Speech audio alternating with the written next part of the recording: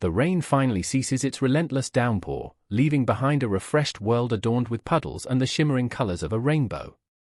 A playground echoes with the voices of children, their laughter piercing the calm with joyous abandon as they marvel at the natural spectacle arcing across the sky. The narrator reflects on the beauty yet feels a tingling of unease, as if this beauty could be a harbinger of something buried beneath the surface, like a blossom hiding a tombstone. The narrator reunites with a girl who quests for ghosts. They meet again under peculiar circumstances involving a parasol and mutual intrigue. The girl's demeanor is both demure and direct, her candor cut through with youthful innocence. As she sips her juice, a philosophical discussion unfolds. She ponders the essence of ghosts, whether they should haunt or harmonize with humanity. If all ghosts were peacefully watching over the living, wouldn't it be more comforting, she muses. As their conversation deepens, the narrator reveals a personal truth, discussing the struggle to maintain friendships amidst their relentless quest for understanding. They reveal, "I have about 5 friends total right now," a stark confession of their solitude. Upon returning home, the narrator immerses themselves in the comfort of routine, but the night air carries faint whispers of cicadas, unsettlingly loud for the unseasonal chill. Thoughts wander back to a pivotal conversation that set these events into motion. Focusing on this flashback, it's revealed that Hajikano, a seemingly aloof companion, is visited at a tender hour. There's a tender longing in her eyes as she gazes at the stars. Despite suggestions to use a telescope, Hajikano admits, those things are expensive, cloaking vulnerability in practicality. The narrator resolves to find a way to gift her the universe she so loves. Morning arrives with weighted reluctance and a purposeful visit to Hinohara's house. The narrative pace quickens as the narrator makes a practical plea for the use of a telescope. This leads to an unusual agreement, a test of strength through arm wrestling. Hinohara, fit and formidable, sets the challenge whimsically yet earnestly. Victory would necessitate the telescope's loan. Though the narrator's resolve is fierce, the challenge proves daunting. Hinohara's strength nearly overwhelms, yet perseverance crafts a victory out of the dust of hope, and Hinohara honors his word. However, he introduces another stipulation, an agreement to accompany him and Fukamachi on an outing, raising the stakes with a blend of camaraderie and rivalry. A new plan emerges, a nocturnal adventure to Masukawa Hotel, a place steeped in legend and intrigue. Its ominous Red Room ruins beckon them with silent allure. As preparations unfold, familiar tension simmers between the characters, a subtle dance of intentions layered with unvoiced emotions. The narrator enlists the aid of Chigusa, a figure whose presence promises to balance youthful bravado with measured diplomacy. Thus, destiny's threads weave tighter, pulling these fragmented lives into a tapestry of shared discovery and unshed light. As the plan solidifies, anticipation mounts, heralding a journey under the stars that promises revelations for those brave enough to step into the unknown. Hajikano and Chigusa find themselves seeking refuge from their worries on a rooftop with Hinohara. With the telescope set, the stars offer them a momentary escape. Hajikano, aware of his past troubles, seems to embrace the subtle peace. Despite the past encounters tinged with jealousy, Hinohara holds no ill will toward Chigusa. They share a fragile understanding, unspoken yet weighted by the past. Hinohara brings a lantern, casting a fragile glow that barely cuts through the night. He looks at Chigusa, whispering, "You never know what destiny holds."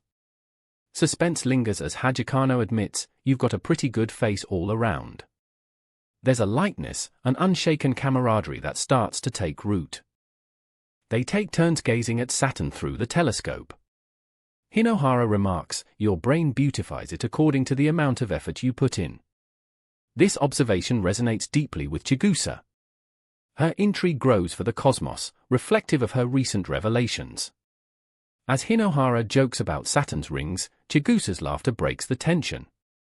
Yet, moments later, Hajikano's quiet reflection reveals, "I studied up for this too. Even learned how to read star maps." It's a shared hobby, bridging their past and present. A strange feeling takes hold of Fukamachi. It's the first time he senses jealousy within him, albeit without intention or understanding. "Maybe I can't get into something like that," he muses, his heart conflicted yet hopeful. The night unfolds, and an unexpected event draws their attention. Cars approach, shattering their serene stargazing. With urgency, Hinohara suggests they hide. The tension heightens as the group waits, holding their breath until the noise dissipates. Despite the shared moment of crisis, Hajikano grows contemplative. Chigusa teases him, questioning his interest in her. Yet, the night reveals more than it obscures. It's a shared realization as Chigusa whispers to Fukamachi, "People who understand you like that are wonderful." The bond between Hinohara and Fukamachi, tested by time, is rejuvenated. A familiar, comfortable friendship blooms once more. Yet, the complexity of their emotions lingers. Both Hajikano and Chigusa question the directions of their hearts. Sitting together, Fukamachi feels as though they are in a paradoxical dance of fate. He wonders if feelings can indeed be redirected. "The savior who knows," he murmurs, as Chigusa strengthens her resolve with silent determination. As the night deepens, the stars continue their silent rhythm above. Slowly, reflectively, they acknowledge the possibilities held by the birthmarks they once scorned. And in that quiet night under the stars, there's a sense of acceptance of each other, of the past, and of the uncertain, yet promising, future. In the story, the setting is August, and the sky is filled with stars like Vega and Altair. However, Hajikano, who had been enjoying this starry summer, plunges into distress.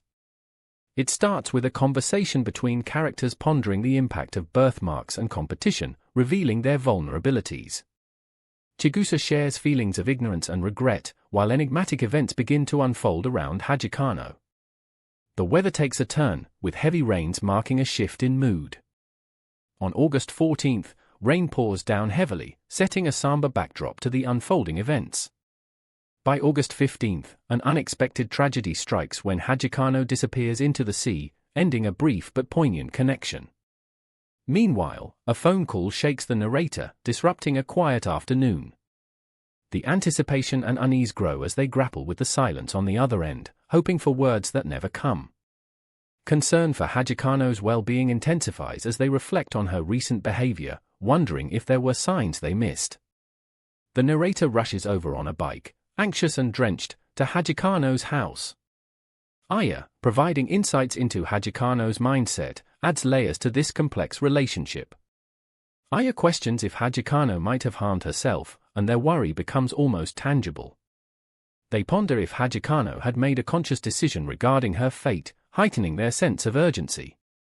Aya and the narrator decide to wait and watch over Hajikano, hoping to intercept her in a vulnerable moment. Their determination to act only increases with the fear of not knowing what truly happened to her. As they search the town, trying to keep hope alive, a sense of helplessness envelops them. Chigusa later reveals unsettling thoughts paralleling Hajikano's situation to a fairy tale where death is seen as a release or resolution. This revelation weighs heavily on the narrator, who struggles to accept it. Chigusa's words challenge the narrator's understanding of Hajikano's intentions and add to a growing tension in the story. Desperate measures follow, with checking hospitals and tireless searching around town. Each step deepens the emotional strain on the narrator, who grapples with what ifs and regrets. Despite exhaustion, the search continues, driven by an unwavering hope. The relief comes suddenly, yet it is complex. Yui, another character, survives a near-fatal situation. This news brings mixed emotions, relief intertwined with guilt and unresolved pain regarding Hajikano's mysterious disappearance. The tension of not knowing what drove her away remains, leaving the narrator pondering over Yui's survival as a sign of hope or reminder of loss. Chigusa's phone call offers unexpected insight, connecting dots and unraveling a metaphorical bet around life and death. The narrator reflects on how Chigusa, despite appearing unaffected, fought battles unknown to them. The conversation leaves a profound impact, sparking introspection and a desire for answers. The past intertwines with the present as the narrator recalls a childhood hospital experience. This memory serves as a backdrop to their current emotional turmoil, linking past resilience to ongoing persistence in the face of the unknown. The story weaves the characters' shared experiences, their complex relationships, and the narrator's enduring quest for understanding amidst uncertainty and fleeting hope. In the hospital, a girl with broken legs lies in bed, wrapped in a heavy cast. Her demeanor is vibrant, even though her physical state suggests otherwise, with her smile lighting up the room. Her mother visits every 3 or 4 days, yet each visit is brief and ends with the excuse of needing to leave. The girl wrestles with loneliness, a solitude made worse by her helpless position. The narrator, sharing a room with the girl, becomes observant of her situation. One day, as the girl hides her face in a pillow and quietly weeps, it becomes clear that her isolation weighs heavily on her.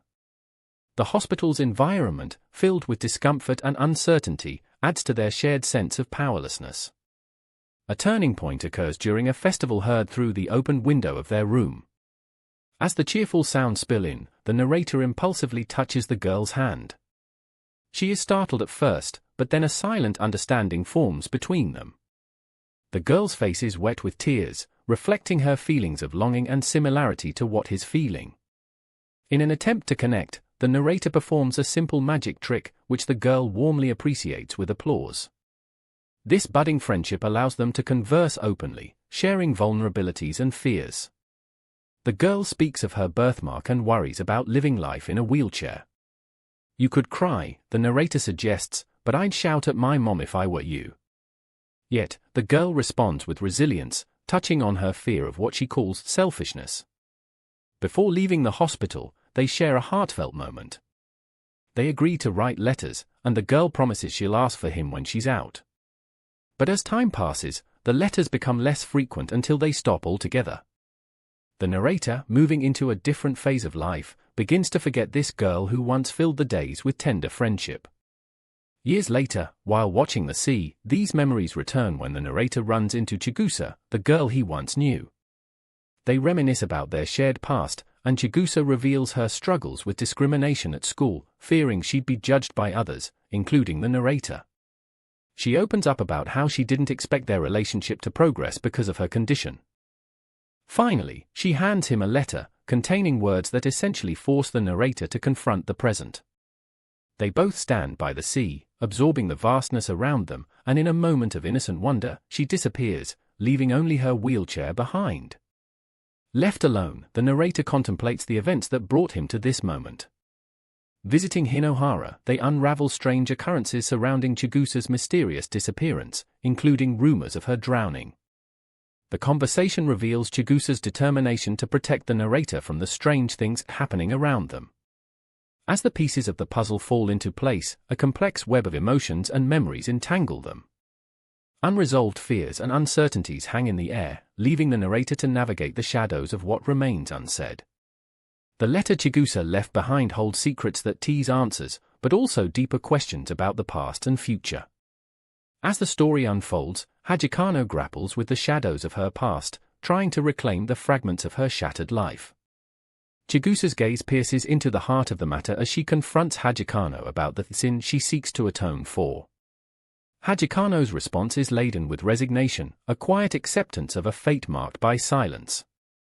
The narrator stands at a crossroads in this enigmatic tale, questioning his place in Hajikano's life and pondering his own role in the unfolding drama. Should I have not let Hajikano out of my sight, he wonders, lost in the maze of his own thoughts. The specter of his failed attempts at intervention haunts him, leaving him to wonder, if I had been with her sooner, could I have saved Chigusa's life? Caught in the vortex of regret, the narrator finds himself ensnared in a web of self-doubt. Time stretches endlessly as he stares at the ceiling, searching for answers in the blank spaces of memory. On the morning of the 20th, a call shatters his reverie. It's Hinohara, bringing with him pieces of the puzzle that has consumed their lives. Hinohara's investigation unravels the tangled threads of the past. He speaks of discovering details about Hajikano and Chigusa. Dark secrets are revealed, casting new light on the accident that left Hajikano in a wheelchair and the possible connection to Chigusa's sudden demise. People's personalities don't change in 4 days, Hinohara remarks, his voice tinged with the weight of his revelation. As their conversation unfolds, the narrator learns of the tragic events surrounding the suicides of 2 middle school girls, an eerily similar fate to Chigusa's. The specter of this connection looms large, casting a shadow over Hajikano's actions. Hinohara's voice carries a hint of urgency as he urges the narrator to consider the possibility that the truth may be far stranger than they had ever imagined. Amidst this chaos, the narrator's mind drifts to the telescope, a symbol of his futile attempts to grasp the cosmos, just as elusive as the truth he seeks. When Masafumi arrives, a plan begins to take form. The two venture towards the hospital, where Hajikano awaits. Their arrival is marked by a somber atmosphere, Hajikano's seeming amnesia a stark contrast against the weight of her past. She glances at him with eyes that searched, seemingly devoid of recognition. Yet, clarity emerges in fragments as they converse about the contents of Hajikano's diary, a reflection of her innermost thoughts. Hajikano's demeanor is an intricate tapestry of innocence and cryptic musings. Her words linger in the air like ghosts. I feel like I'm looking at an older relative. The narrator is seized by the magnitude of her detachment from her own identity. They discuss Hinohara, his investigations, and the eerie events that intertwined their lives. All layers of the past converge in the sterile room, weighed down by the burden of unrealized connections. "Could you do me a favor?" Hajikano asks, her voice quivering through the web of her forgotten memories. In this moment, the narrator is offered a glimpse into the woman behind the collective mysteries that encircle her existence. Outside the hospital, Aya, who had been waiting, converses with the narrator, unraveling yet another layer of the complex tapestry. Yuya Hinohara has ties to this place in more ways than one, Aya reveals, shifting the focus to the broader implications of their shared history. Through their conversation, the past seems to deepen its grip on the present. Aya's revelations cast a harsh fluorescence on the despair that molds their world, while the narrator grapples with the realization that human connections, once disrupted, propagate chaos in their wake. Aboard the bus, he is rocked by reflections of his own forced detachment from the narrative, a player sidelined by the limitations of his own understanding. Yet he remains driven by the hope that, perhaps, there are answers lying beneath the surface, waiting patiently for their moment to emerge. As the bus trundles along, Hajikano muses over the strange wager that has placed him in an unusual position. Reflecting on an earlier conversation, he realizes that pretending to be someone he isn't, merely to win a bet, would only serve to complicate his feelings. The woman next to him, who had made her case for this peculiar charade, observes him quietly, hinting at an internal struggle. The bus pulls up at the hospital, preventing further contemplation. Inside, Hajikano's gaze falls on the tired, yet resolute figure of Ojigu, who urges him to consider the motivations behind his actions. The question looms large: does Hajikano truly want to be someone else, or is there a deeper longing at play? As the conversation unfolds, Ojigu delivers a message laced with compassion and caution. "No one will prevent you from leaving," she asserts, underscoring the importance of choice. Despite warnings of repercussions and possible penalties, the dialogue between the two reveals a mutual understanding bound by the circumstances they find themselves in.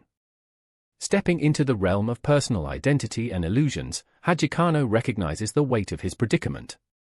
The woman's reminders and his own reflections bring forth a tapestry of emotions, frustration, hope, and an abiding sense of duty. The narrative weaves through layers of introspection, highlighted by the simmering question, what does it all truly mean for Hajikano? Their parting is marked by a silent agreement, a recognition of roles and the paths laid before them.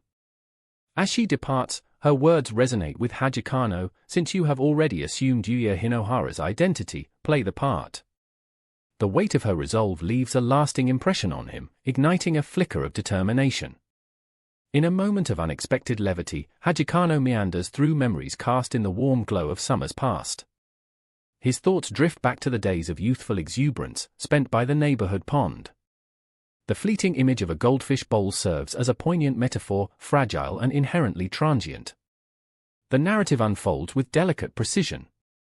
There is a longing for simpler times, of laughter inflected with innocence. The past is a canvas of vivid recollections, underscored by shared moments with Yosuke Fukamachi, and an understanding forged in the fires of friendship.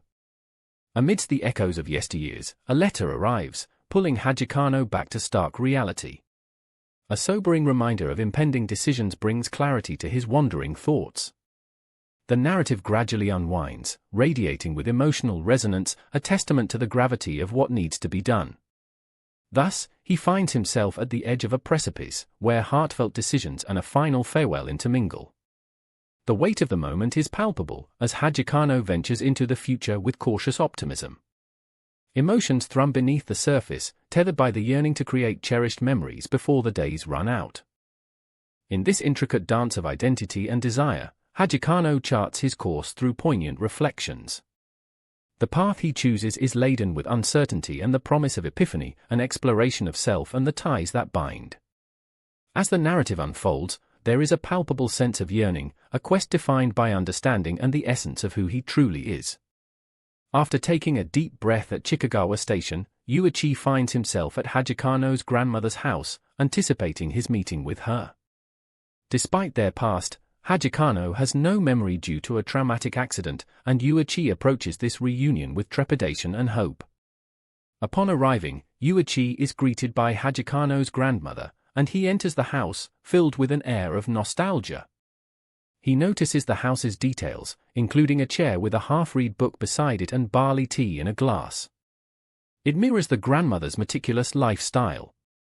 They engage in courteous conversation, but the air is heavy with unspoken history. Yuichi learns from the grandmother that Hajikano is recovering, and there is a certain wisdom in her eyes, as if knowing more than she lets on. This tension leads to an awkward silence. As the clock ticks, it seems like time stretches indefinitely. The silence is broken only by Yuichi's thoughts about how everything feels distant yet intimately familiar. The grandmother questions Yuichi's intentions, clearly protective of Hajikano. She agrees to allow him to watch over her, hinting at unseen burdens. "Yes, that was my intention," Yuichi confirms, declaring a sense of purpose. Just then, Hajikano returns, shy but more assured than before. Hajikano shows signs of recovery but struggles with gaps in her memory. Her interactions are hesitant, filled with a delicate mixture of vulnerability and strength. Yuichi finds himself navigating this complex emotional landscape, careful not to push too hard. They reminisce about past routines, like Hajikano patting his head back in middle school, a gesture both comforting and melancholic. Spending time together again feels both nostalgic and new, as if reclaiming lost moments. That evening, after a simple yet satisfying meal with her grandmother, Yuichi helps with chores, feeling the warmth of this mundane activity. Hajikano seems more at ease now, asking him spontaneous questions and sharing brief smiles, a testament to her gradual healing. Finally, they find a moment on the rooftop, watching the sunset. It's a peaceful scene where they can share small joys. Despite the nervous energy between them, filled with what's unsaid, a mutual understanding begins to blossom. Yuichi quietly hopes that, through these little moments, Hajikano might regain parts of her memory, or at least find comfort in the present. As the night deepens, they settle into light-hearted conversation, exploring lighter topics with a lingering sweetness. Hajikano's laughter is a precious melody to Yuichi, capturing the fleeting nature of their time together. The scene closes with Yuichi musing on the fragile beauty of Hajikano's laughter, a sound that holds the promise of recovery and rediscovery. Yosuke Fukumachi reflects on the happiness he felt as he and Hajikano share a moment of joy, breaking away from their usual grey reality. He jokes about the penalty he might receive for their forbidden communication, knowing there are many things he wants to convey to her. With courage, Fukumachi approaches Hajikano through the screen. "Are you okay?" he asks, noticing her nervousness. A sharp pain cuts through his throat, bringing tears to his eyes, but he manages to reassure her. After some back and forth, Hajikano insists she will get water to ease the moment. Both retreat to their respective screens, exchanging good nights with a sense of hope and tranquility. Despite the day's turbulence, Fukumachi feels grateful for the simple joys. If such days could stretch until the end of summer, he would be content. But he senses change, knowing this brief tranquility will soon be disrupted. Days later, a sudden incident breaks this calm. In the depths of night, Fukumachi hears a noise while sleeping at Hajikano's grandmother's house. He finds Hajikano in distress, her fears illuminated by rusty desk lamps. Her touching vulnerability, like a pained smile, captivates him. They embark on a midnight walk, seeking comfort from their haunting dreams. Walking through dark roads, the conversation turns poignant as Hajikano inquires about Fukumachi's plans. He reveals his limited time in the area, expressing a shared reluctance to leave. Hajikano reassures him, but both know their days together are numbered. Their bond deepens as Hajikano confides in him about an incident connected to two middle school girls' suicide from a year before. She recounts her connections with Funakoshi and Aida, girls who shared their struggles with her. Aida, particularly perceptive, questioned Hajikano's change, noting her growing anxiety and school absence due to rumors about her birthmark. Hajikano's vulnerability is laid bare, yet she feels comfortable sharing with these friends who support her unreservedly. She grapples with society's perceptions of physical flaws, confronting deeper existential themes. Encouraged by her friends, Hajikano opens up about cosmetic surgery, seeking acceptance and understanding beneath her fears. Funakoshi and Aida stand by Hajikano through the storm of bullying. Their collective strength once led them to plot against their tormentors, reflecting a dark desire for vengeance. But Hajikano fears their resolve, worried about the consequences and underlying madness. The tension climaxes as Funakoshi and Aida escalate their rebellion, planning to skip school entirely with Hajikano. The arrival of the police becomes a looming threat, seemingly inevitable after a series of attacks. Hajikano finds herself at a moral crossroads, haunted by the fear of betrayal and the weight of past actions. The guilt gnaws at her, knowing hanging out with the others inadvertently fans the flames of their desire for retribution. Funakoshi and Aida's increasing paranoia deepens, isolating themselves further. They grow anxious, anticipating arrest by authorities, a fear magnified by their own guilt. Hajikano faces intense internal conflict, torn by the realization that her reticence fed into their dangerous plans. Ultimately, Hajikano makes a choice that highlights her growth amid the chaos. It was the weakness of my heart that led to this, she acknowledges, recognizing the tangled web of friendship and desperation they've weaved together. With resolve, she steps away, bearing the weight of her past with newfound wisdom and courage. In the depths of the mountain wilderness, Hajikano and Funakoshi find themselves amidst decaying ruins. The scene unfolds on July 12, 1993. They huddle in a damp, forgotten room, feeling the oppression of past shadows. Having stumbled upon an old iron door deep within the derelict building, they sit close to a shattered window, letting a trickle of light illuminate their tense surroundings. The tension crackles like static in the air as they come across several bottles and cans stacked against the wall. Among the collection, 2 cans remain conspicuously filled with gasoline. An almost playful nudge turns serious when the two decide, almost impulsively, to have their own experimentation with physics. They pour gasoline over a heap of refuse piled against the wall. Angst and adolescent defiance reach their peak. Funakoshi holds a lighter, hesitating only for a heartbeat, before igniting the fluid with a dexterous flick. It starts innocuously, the faint pop of gas catching flame. But the tranquility snaps at once when the flames leap, gobbling the air violently, like a nightmare come to life. The room flares with blinding intensity. Caught entirely off guard, the danger escalates faster than thought can process. Funakoshi's body is swallowed by flames, and there's a scream, raw and primal, ripping through the chaos. It's a terrifying sound, untethered from its owner, whether Funakoshi or Aida, Hajikano cannot tell. In panic, Hajikano winds her fingers around Aida's arm, racing away from the hungry blaze. Her mouth runs dry with fear as outside, chaos unfolds terrifyingly fast. Aida doubles over, her legs giving way under the weight of reality crashing in. Desperation mingles with urgency, and all Hajikano can think to do is to simply run. Much later, shrouded in the relative safety far from the ruins and their fires, Hajikano collapses in exhaustion. Her breathing labored, she holds fast to the diary she rested her hopes upon, a talisman against guilt, perhaps. When cool night descends, Hajikano's eyes catch a familiar figure as they flicker open. She finds herself face to face with Yui, who doesn't approve of the breach into her privacy but betrays a gentle understanding. Yui's question is simple: will you stay with me today? Hajikano, worn and weary, nods quietly. The unspoken reality of their disparate worlds looms, yet for now, companionship mends the deep sense of loneliness threading through Hajikano's heart. Night rolls into day, a seamless glide marked by mundane routine, even if the storm inside Hajikano brews unstopped. After dinner, her world turns jagged yet again. An unexpected encounter shatters the temporary calm. A phone booth appears in a bustling scene, containing a blooded, mysterious knife. Hajikano picks it up carefully, its story unfurling in her grip, tied to a chilling phone call, distorted words promising salvation through death, hers to be precise. "Do you remember the woman on the phone?" Hajikano asks slowly, her words melting into disbelief. Yui listens intently and acknowledges, their shared uncertainty building a fragile bridge between them. "To be honest, I always thought you were the key to saving him," the enigmatic voice had insisted through the line. An eerie prediction echoed in their very fibers. Time blurs in the wake of that revelation, a dissonant melody accompanying their steps.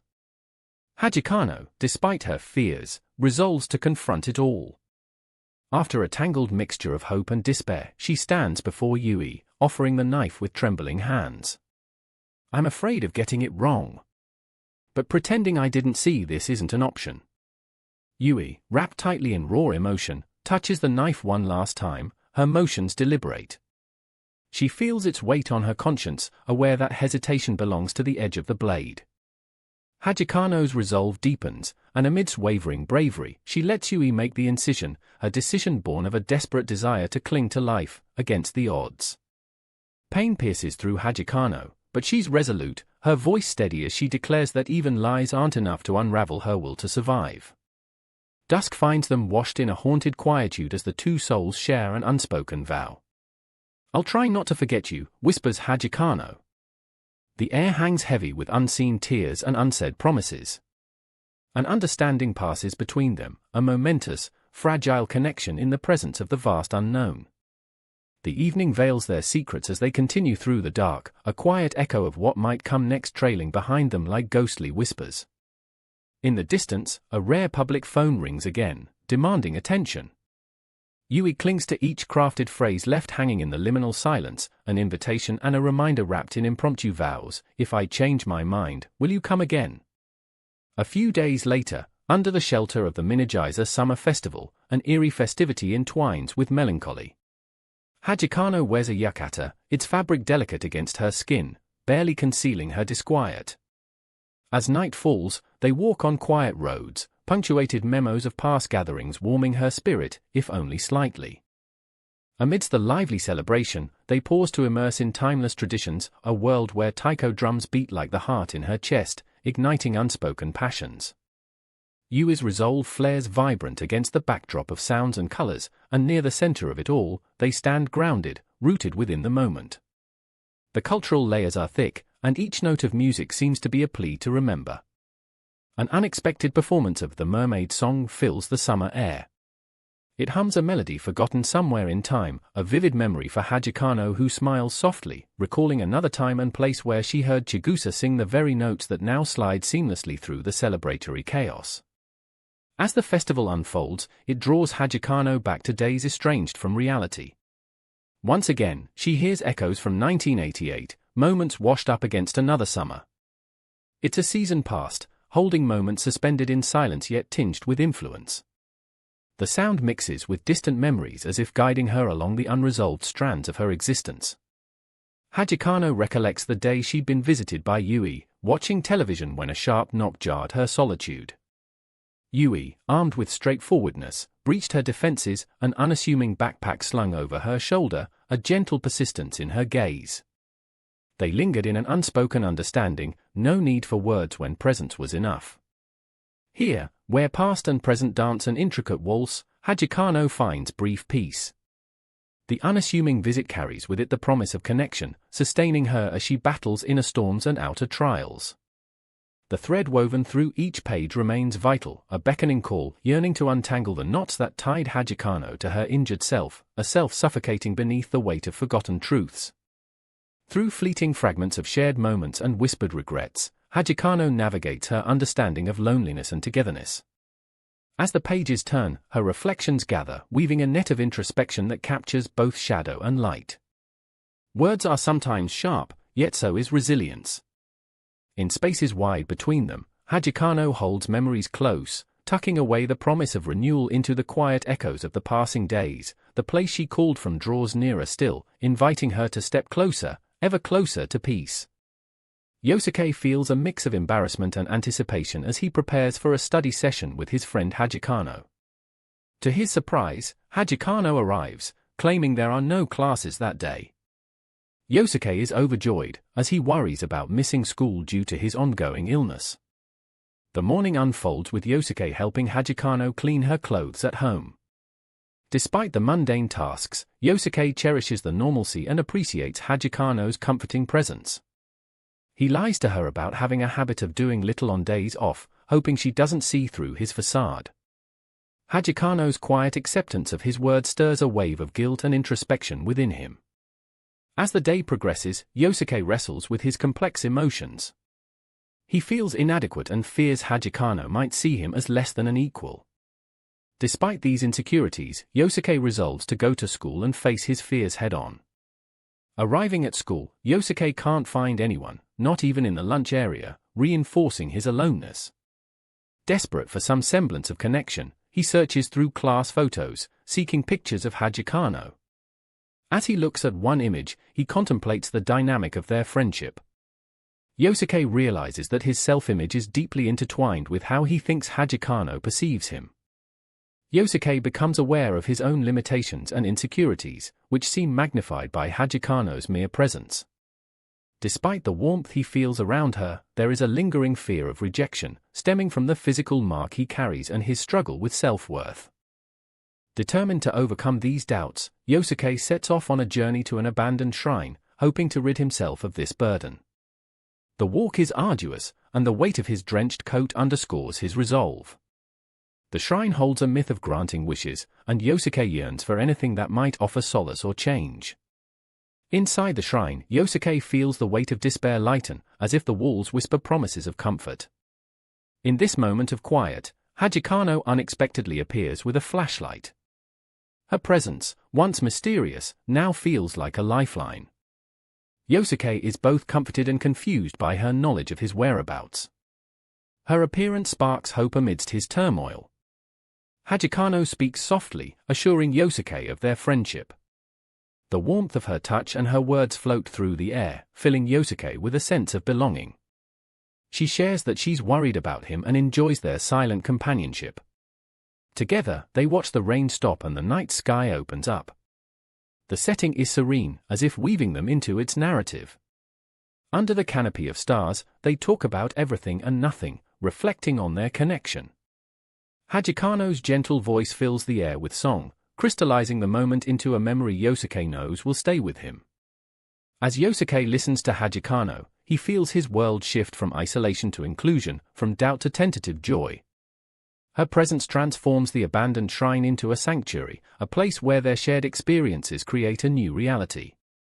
With the night as their witness, Yosuke no longer feels the weight of his past pressing on his shoulders. Instead, the moments with Hajikano renew his sense of purpose. The shrine, once filled with echoes of loneliness, now hums with the promise of friendship and the possibility of love. In this world crafted by their words and whispered wishes, Yosuke begins to understand that happiness often lies not in grand gestures but in the quiet shared spaces between two people. As the dawn creeps into the shrine, Yosuke holds on to these moments, cherishing the change Hajikano has brought into his life. As the pages unfold, we find Yui Hajikano handing Yosuke Fukumachi a knife, only for him to promptly return it to the kitchen. It's a moment of silent understanding between the two, hinting at underlying tensions. Afterward, Hajikano lies down, and with a hint of mischief asks Yosuke if he minds seeing blood. Yosuke deflects her question, indicating his reluctance to engage in her dark musings. The scene shifts to a tender realization as Yosuke becomes aware that the crying mole under Hajikano's eye had appeared once more. This physical manifestation acts as a window into her emotional state, revealing her tears of the past, hidden in plain sight. Later, after dinner, they venture outside together amidst a gentle drizzle. Yosuke, holding the umbrella over them both, senses Hajikano's weariness. She divulges that she owes Yosuke an explanation. Her hesitance to read his diary had been intentional, born out of fear of confirming her feelings. In a moment of vulnerability, Hajikano recounts a pivotal night from her past, a desperate action at her middle school that nearly ended in tragedy. She confesses to having tried to hang herself but stopped when she thought of Yosuke, her savior at a park on that fateful day, keeping her from falling into darkness. As Hajikano continues her confession, she speaks of her time with Yosuke during their middle school days, cherishing those memories while fearing their overwrite by her later shameful attempts. She wanted Yosuke to hold on to his memories of her from those simpler times, unblemished by her struggles. Yet, in their interactions, Hajikano realized that pretending to be aloof was impossible, and soon after, her resolve crumbled. Hajikano then speaks of Yosuke as her ideal but reveals a frustration in not allowing herself to completely enjoy their time together. Her self-awareness surfaces as she notes that despite projections of confidence, she sought comfort in others, like Chigusa, who too had a profound connection with Yosuke. Chigusa's presence initially stirred a reluctance in Hajikano, both unable to fully enjoy Yosuke's companionship as their surroundings demanded space for three instead of two. Still, Hajikano admits finding happiness within this circle of friends. Her time with Chigusa allowed her to slowly embrace her true feelings toward Yosuke, recognizing that she cared deeply for him, yet knew not to intervene selfishly. In the quiet aftermath of this honesty, Yosuke asks Hajikano if she still loves him now, a question she answers affirmatively. However, she elaborates that the love she feels doesn't sit comfortably within the confines of a simple romance, transcending into a deeper, more familial affection, one realized fully when Yosuke pulled her from the sea. Night transitions into the promise of morning. Sleep overcomes them, and in their tranquility, Yosuke realizes the fragility of life's completeness in these brief, meaningful moments. As Hajikano rests beside him, Yosuke quietly considers the notion of finality, pondering the profound prompts that have brought them here. Meanwhile, Chigusa comes into focus, her presence by the sea reminiscent of old times. She banters lightly with Yosuke, underscoring her bond with both Yosuke and Hajikano. Here, Yosuke reflects on identity and past events, the ever-blurring lines between past selves and now. Chigusa recounts the tale of the mermaid of Agahama, evoking bygone legends to illuminate Hajikano's story. It speaks of love, transformation, and the passage of time, drawing parallels to the enduring themes of love and loss that have played between the trio. As Chigusa shares more of Hajikano's perspective, the fears and desires that drove her, Yosuke finally sees the convergence of their shared paths, a realization that binds them like the stories of old. Chigusa's parting words punctuate this understanding, framing their intricate dance of emotion as one of perseverance, love unwinding through trials and self-discovery, culminating in the silent, powerful acknowledgement of each other's true selves. In the midst of a quiet and introspective night, Yosuke finds himself in a moment of reflection with Chigusa, a mysterious yet deeply influential presence in his life. They discuss a letter she sent him, pondering its implications. Chigusa questions him gently, "You knew who I really was, didn't you, Yosuke?" Her words hang in the air, a testament to the deep connection and understanding they share, even amid uncertainty. Chigusa's admission is calm but loaded with meaning. She recognizes that their relationship, though forged through strange circumstances, has always been honest in emotions, if not in facts. The cigarette smoke curls upwards, twisting like their interconnected fates. Yosuke, surveying a morning glory flower nearby, muses, "Kind of a pretty Hinohara." Chigusa responds with a soft reassurance about their realities and illusions. "By dawn, there won't be anyone left who remembers me." Her words foreshadow an imminent farewell, a departure steeped in acceptance. Their conversation delves deeper, touching the raw edges of affection and memories untold. Chigusa offers Yosuke a secret she's held close, a revelation about the birthmark he knew so well. As she speaks, the solidity of their bond is poignant. To tell the truth, it would have gone away with time, she confesses. With her confession, Chigusa stands ready to execute what might be her last magical act. She leans closer to Yosuke, sharing an intimate and symbolic final job. As their moment culminates, Chigusa departs, leaving Yosuke in a haze of emotions and the gentle warmth of her enduring presence. In the aftermath of Chigusa's departure, Yosuke finds himself in the comfort of Hajikano's embrace. The dawn breaks with renewed promise and warmth.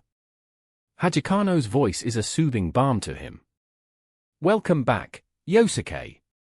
Their relationship, tested by time and trials, comes full circle, marked by tenderness and mutual healing.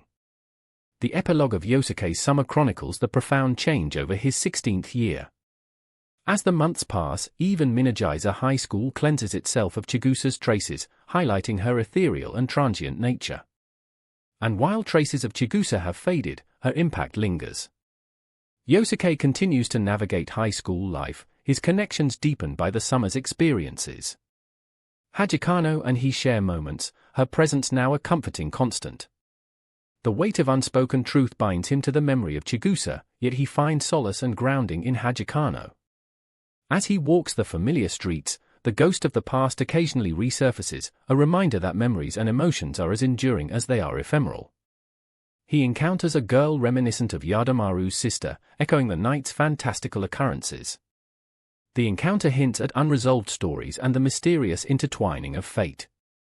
Through reflective contemplation, Yosuke resolves to hear out what these whispers from the past have to say, carrying within him the enduring spirit of forgiveness, connection, and self-discovery, a testament to the summer that shaped his journey into adulthood.